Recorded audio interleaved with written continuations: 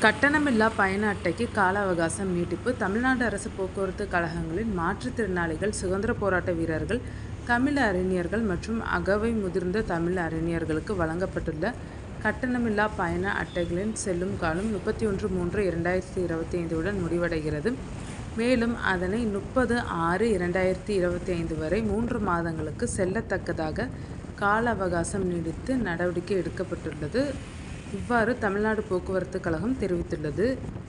தமிழ்நாடு போக்குவரத்து கழகங்களில் 3274 ஓட்டுநர் மற்றும் நடத்துனர் பணியிடங்களுக்கு இன்று முதல் ஏப்ரல் 21 வரை www.arasubus.tn.gov.in என்ற இணையதள முகவரியில் விண்ணப்பிக்கலாம். தகுதிகள்: 1/7/2025 அன்று 24 வயது பூர்த்தியாகி இருக்க வேண்டும். 10ஆம் வகுப்பில் தேர்ச்சி பெற்று இருக்க வேண்டும். தமிழில் எழுதவும் படிக்கவும் தெரிந்திருக்க வேண்டும். செல்லத்தக்க வாகனம் ஓட்டும் உரிமம் குறைந்தபட்சம் 18 மாதங்கள் கனரக வாகனங்கள் ஓட்டிய அனுபவம். செல்லத்தக்க நடத்துனர் உரிமம் 1/1/2025 முன்னதாக பெற்றதாக இருக்க வேண்டும்.